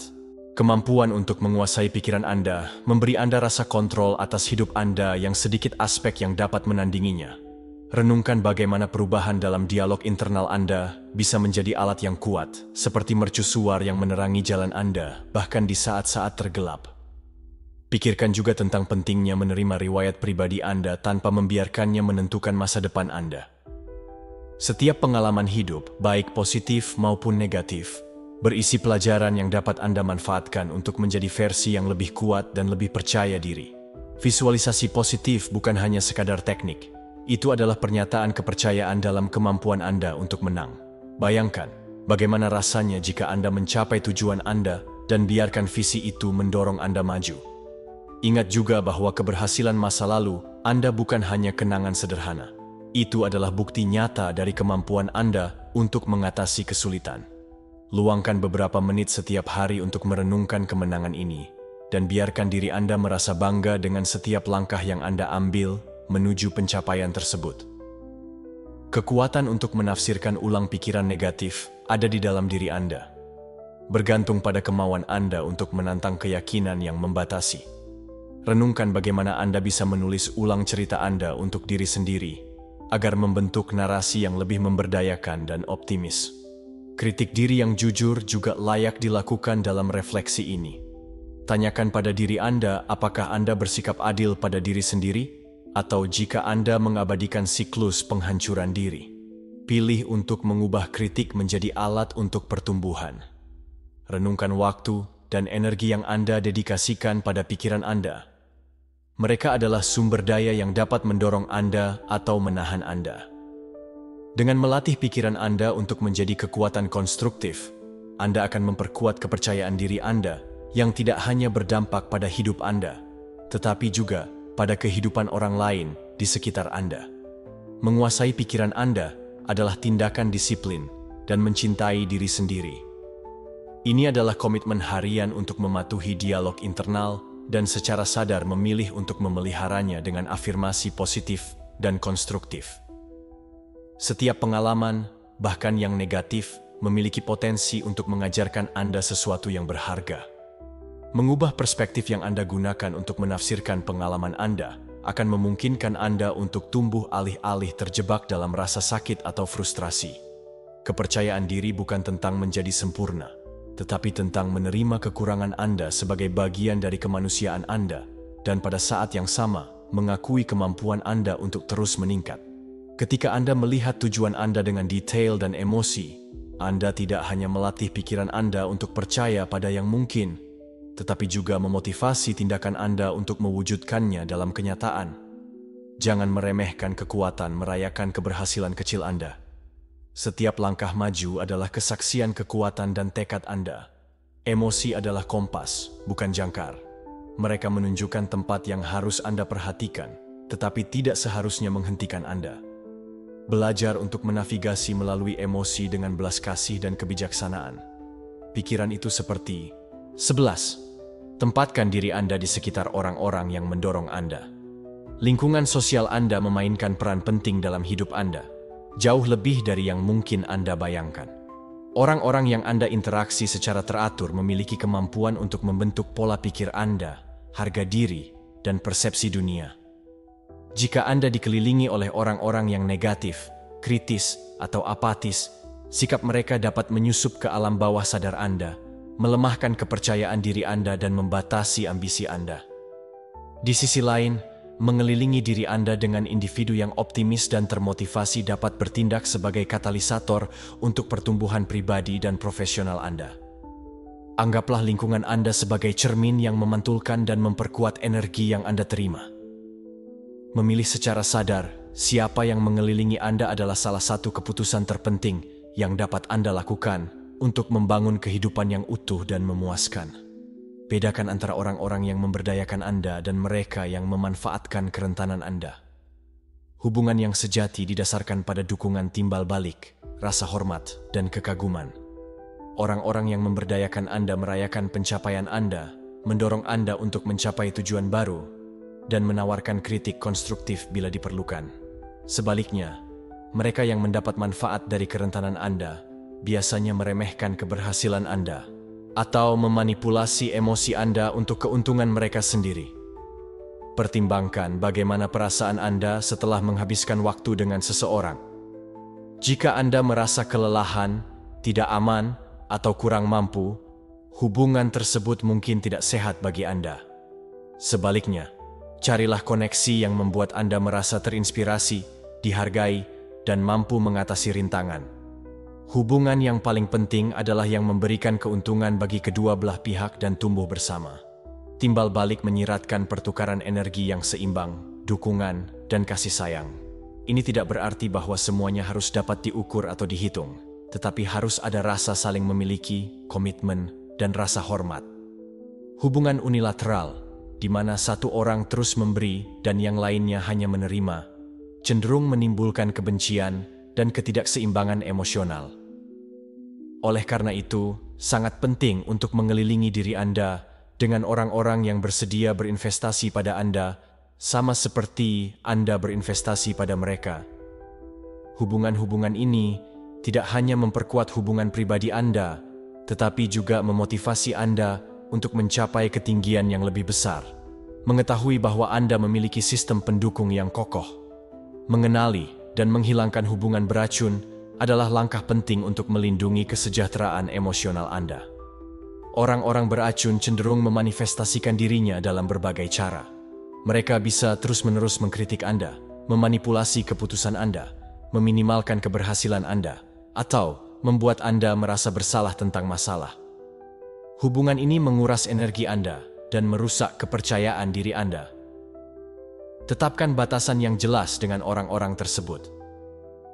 Belajarlah untuk mengatakan tidak tanpa rasa bersalah dan memprioritaskan ketenangan pikiran Anda daripada perlu menyenangkan orang lain. Meskipun mungkin sulit untuk menjauh dari seseorang yang dekat, ingatlah bahwa kesehatan emosional Anda adalah prioritas. Mengelilingi diri Anda dengan orang-orang positif adalah tindakan mencintai diri sendiri yang memberi ruang bagi hubungan yang lebih sehat dan memperkaya. Mentor dan contoh positif adalah sumber inspirasi dan panduan yang sangat berharga. Orang-orang ini mewakili kualitas, nilai, dan prestasi yang Anda kagumi dan cita-citakan untuk dicapai. Mereka dapat menawarkan perspektif unik, mengajarkan Anda pelajaran berharga, dan membantu Anda menghindari kesalahan umum. Cari orang-orang yang memiliki pengalaman di bidang yang Anda minati, dan jangan takut untuk mendekati mereka untuk belajar. Seorang mentor tidak hanya memberi Anda panduan, tetapi juga bertindak sebagai pengingat konstan tentang apa yang mungkin. Dengan mengelilingi diri Anda dengan contoh positif, Anda mengekspos diri Anda terhadap energi motivasi yang mendorong Anda untuk menjadi versi terbaik dari diri Anda. Sebuah kelompok termotivasi dan positif memiliki kekuatan untuk membuat Anda terinspirasi untuk mengatasi keterbatasan Anda sendiri. Energi kolektif dari kelompok ini dapat bertindak sebagai pengganda motivasi dan kreativitas Anda. Mengelilingi diri Anda dengan orang-orang yang berbagi nilai dan tujuan Anda menciptakan lingkungan yang mendukung di mana ide-ide mengalir bebas dan tantangan dihadapi dengan antusiasme. Mengelilingi diri Anda dengan orang-orang yang mendorong Anda adalah keputusan sadar yang dapat mengubah hidup Anda. Dari mengidentifikasi hubungan yang memberdayakan Anda hingga mencari mentor dan contoh positif, setiap langkah yang Anda ambil menuju lingkungan yang lebih sehat mendekatkan Anda pada versi terbaik dari diri Anda. Sebuah kelompok termotivasi dan positif memiliki kekuatan untuk membuat Anda terinspirasi untuk mengatasi keterbatasan Anda sendiri. Energi kolektif dari kelompok ini dapat bertindak sebagai pengganda motivasi dan kreativitas Anda. Mengelilingi diri Anda dengan orang-orang yang berbagi nilai dan tujuan Anda menciptakan lingkungan yang mendukung di mana ide-ide mengalir bebas dan tantangan dihadapi dengan antusiasme. Mengelilingi diri Anda dengan orang-orang yang mendorong Anda adalah keputusan sadar yang dapat mengubah hidup Anda.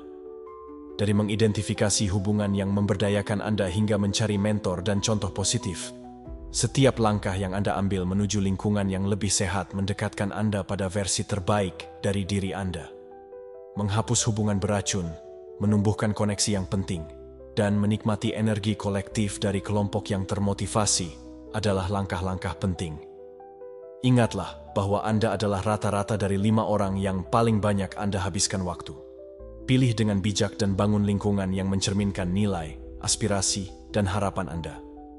Orang-orang yang Anda temui dan bagi waktu Anda memiliki dampak penting dalam siapa Anda dan siapa Anda bisa menjadi.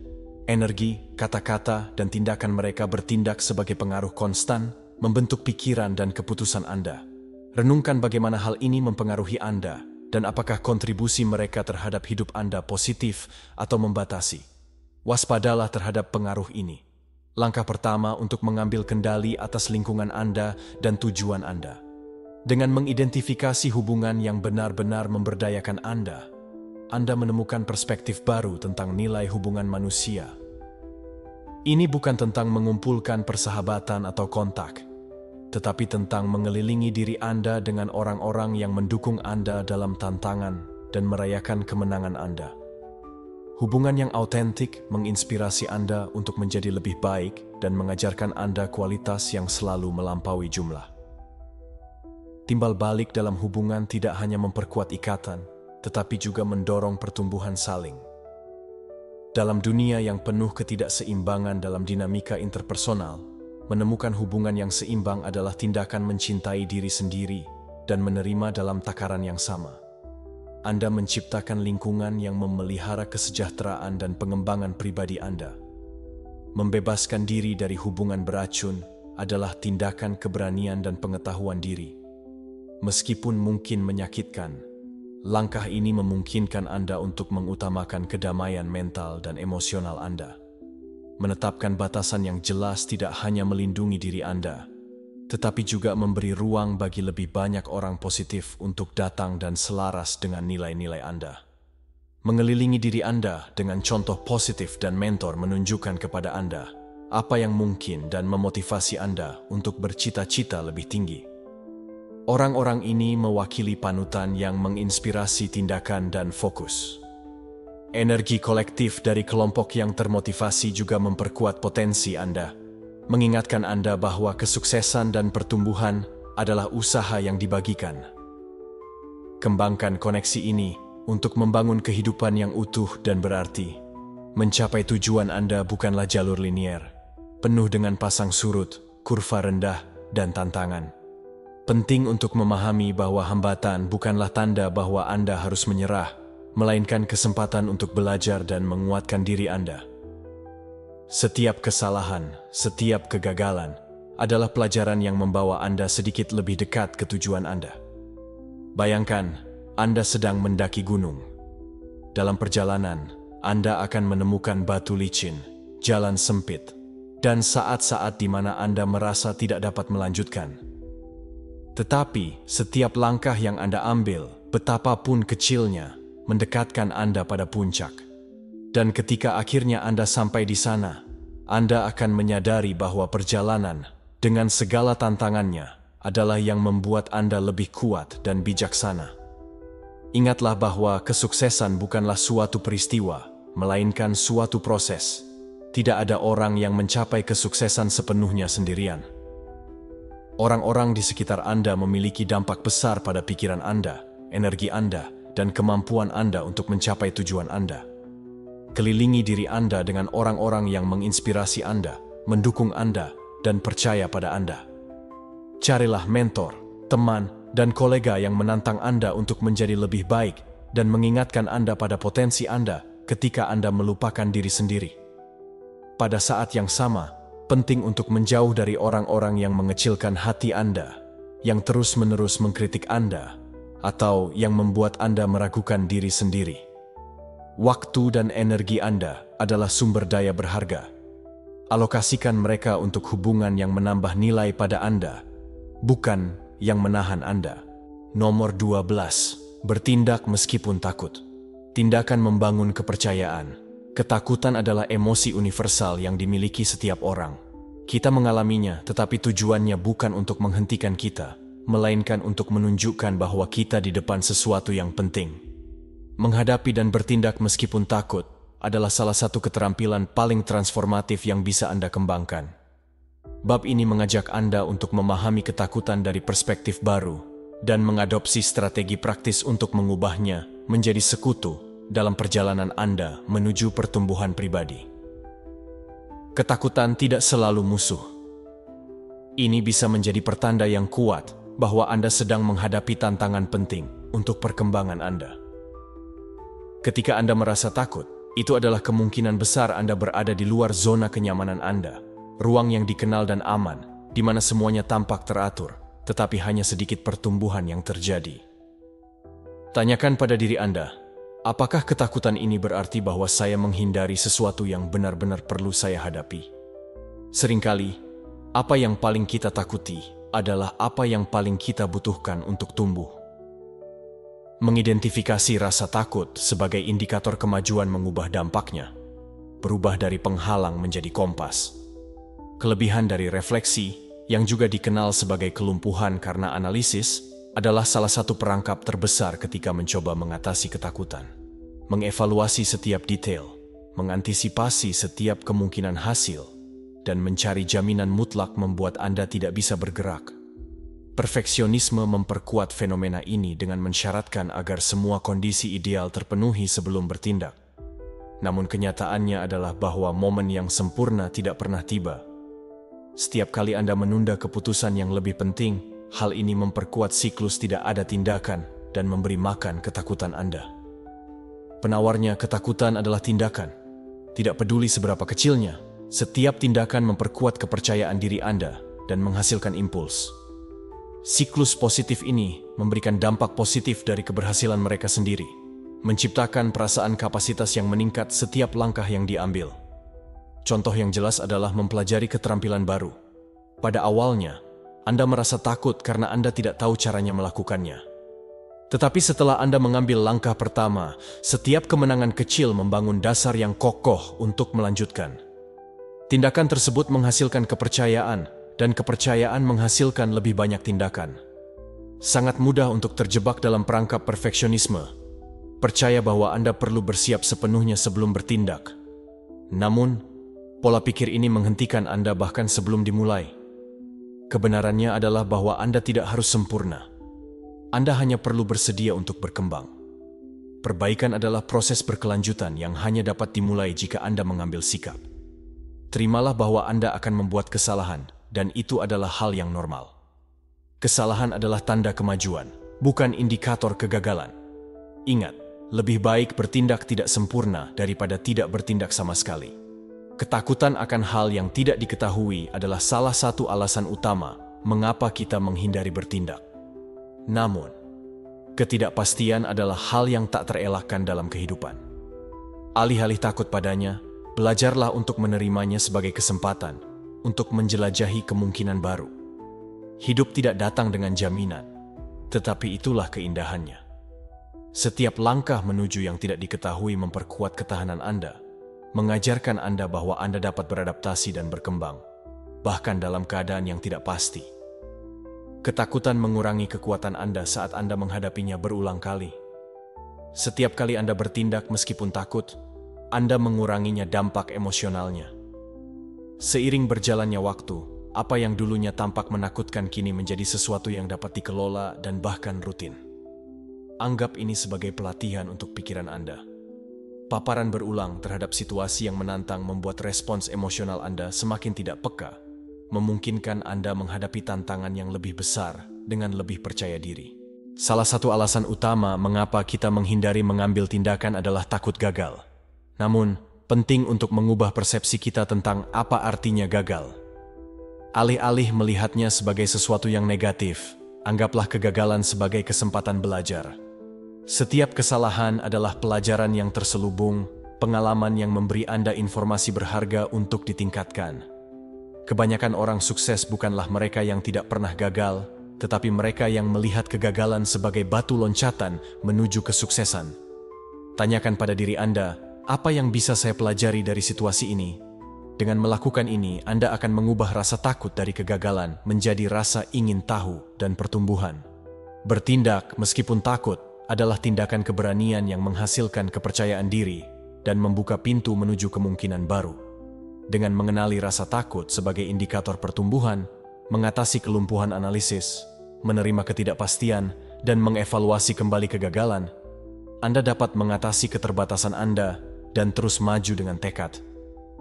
Tindakan membangun kepercayaan karena hal itu memutus siklus keraguan. Setiap kali Anda memutuskan untuk bergerak, bukannya mandek, Anda mengirim pesan kuat kepada pikiran Anda. Anda bisa menghadapi apapun yang datang. Akumulasi kemenangan kecil memperkuat harga diri Anda dan mempersiapkan Anda untuk menghadapi tantangan yang lebih besar. Pada akhirnya, ketakutan kehilangan kekuatannya ketika Anda menyadari bahwa Anda bisa mengatasinya berulang kali. Menerima ketidakpastian tidak berarti itu mudah, tetapi itu adalah keterampilan penting untuk pertumbuhan. Daripada mencari jaminan bahwa semuanya tidak akan pernah terjadi, percayalah pada kemampuan Anda untuk beradaptasi dan belajar sepanjang perjalanan. Kehidupan penuh dengan variabel yang tidak dapat Anda kendalikan, tetapi Anda selalu memiliki kekuatan untuk mengendalikan cara Anda merespons. Merangkul hal yang tidak diketahui tidak hanya mengurangi ketakutan, tetapi juga membuka pintu menuju pengalaman yang jika tidak akan pernah Anda eksplorasi. Penting untuk diingat bahwa kesempurnaan adalah mitos yang hanya akan membuat Anda menunda. Peningkatan datang seiring waktu dan praktik, bukan dari tidak bertindak. Ketika Anda membiarkan diri Anda membuat kesalahan, Anda belajar dan tumbuh lebih cepat daripada jika Anda mengharapkan segalanya berjalan ideal. Setiap kesalahan adalah satu langkah lagi menuju penguasaan. Pengingat bahwa hal yang penting bukanlah untuk memulai dengan sempurna, tetapi untuk memulai. Kegagalan, jauh dari menjadi musuh, adalah alat yang berharga untuk kemajuan Anda. Ketika Anda mengevaluasi kembali kegagalan sebagai pelajaran, bukan akhir, Anda mengubah dampaknya pada hidup Anda. Setiap pengalaman yang tidak berhasil mengajarkan Anda sesuatu yang tidak akan Anda pelajari dengan cara lain. Perubahan perspektif ini membebaskan Anda dari kelumpuhan yang disebabkan oleh ketakutan akan kesalahan dan mendorong Anda untuk mengambil risiko yang diperhitungkan. Sepanjang hidup, menghadapi rasa takut berulang kali membuat Anda menjadi pribadi yang lebih baik, lebih kuat, lebih tangguh, dan lebih percaya diri. Situasi yang sebelumnya tampak menindas menjadi dapat diatur, dan apa yang pernah menahan Anda tidak lagi memiliki kekuatan yang sama. Menghadapi ketakutan tidak hanya membantu Anda bergerak maju, tetapi juga mendefinisikan ulang siapa Anda dan apa yang Anda percayai menjadi mungkin. Pada akhirnya, kesuksesan sejati bukanlah menghindari rasa takut, tetapi memanfaatkannya sebagai katalisator perubahan. Ketika Anda memilih untuk bertindak meskipun takut, Anda mengambil alih hidup Anda dan mengemudikan diri Anda ke tempat yang benar-benar Anda inginkan untuk menjadi. Tidak perlu menunggu untuk merasa sepenuhnya siap. Kepercayaan datang seiring waktu dan pengalaman. Selalu ingat, tindakan adalah kuncinya. Ambil langkah pertama ini hari ini, dan biarkan jalur dibangun dengan setiap langkah yang Anda ambil. Nomor 13. Temukan tujuan dalam segala hal yang Anda lakukan. Menemukan tujuan dalam segala hal yang kita lakukan adalah salah satu kunci untuk menjalani kehidupan yang penuh dan memuaskan. Ini bukan hanya tentang mencapai tujuan, tetapi juga memiliki rasa arah yang jelas yang memandu keputusan kita, menginspirasi kita untuk berkontribusi pada dunia, dan memungkinkan kita menghadapi tantangan dengan ketahanan yang lebih besar. Selanjutnya, kita akan mengeksplorasi bagaimana tujuan bisa menjadi alat terbaik untuk mencapai eksistensi yang lebih memuaskan dan sesuai dengan nilai-nilai kita. Tujuan yang jelas bertindak sebagai kompas, menandakan arah yang benar dalam dunia yang penuh gangguan dan jalur yang berbeda.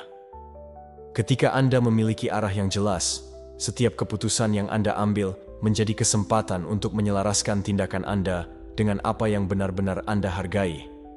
Hal ini tidak hanya meningkatkan rasa pencapaian, tetapi juga mengurangi stres dan ketidakpastian.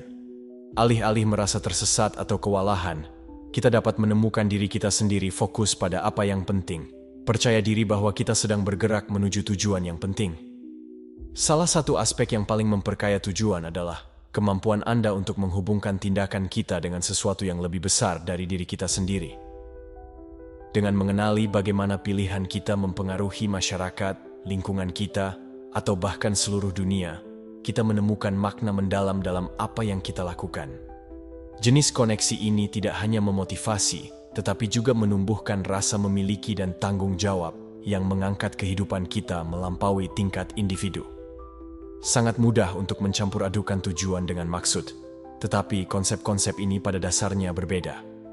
Tujuan adalah hasil dari hal-hal spesifik yang ingin kita capai, seperti mendapatkan promosi atau mempelajari keterampilan baru. Tujuan adalah struktur yang memberi makna pada tujuan-tujuan ini. Sementara tujuan adalah tonggak sejarah yang menandakan jalan. Tujuan adalah perjalanan itu sendiri, alasan yang mendasari yang mendorong kita untuk maju. Perbedaan ini penting karena memungkinkan Anda menikmati tidak hanya prestasi, tetapi juga prosesnya, sehingga setiap langkah menjadi penting.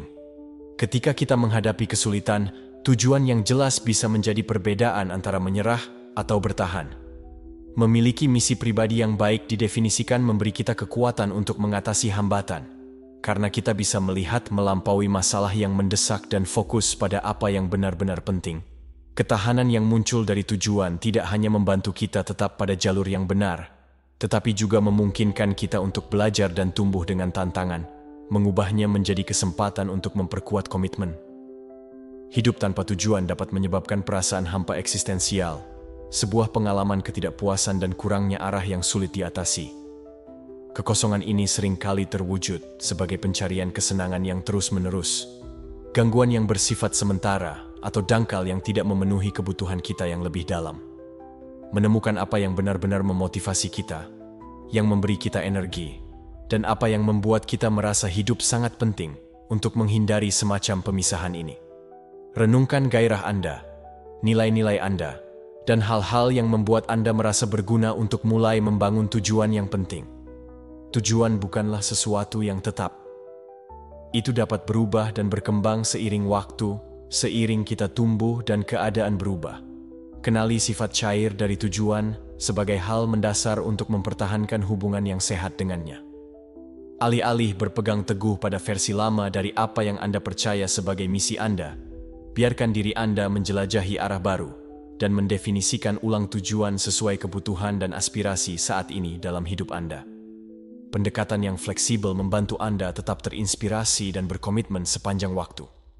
Akhirnya, menemukan tujuan dalam segala hal yang Anda lakukan mengharuskan Anda untuk merenungkan tindakan Anda setiap hari.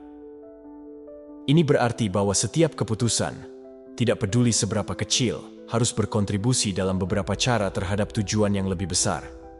Misalnya, jika tujuan Anda adalah untuk membantu orang lain, Anda bisa mencari cara untuk bersikap lebih baik dan murah hati dalam interaksi sehari-hari. Pendekatan sadar ini bahkan mengubah tugas yang lebih biasa menjadi peluang untuk hidup selaras dengan nilai-nilai Anda dan sasaran.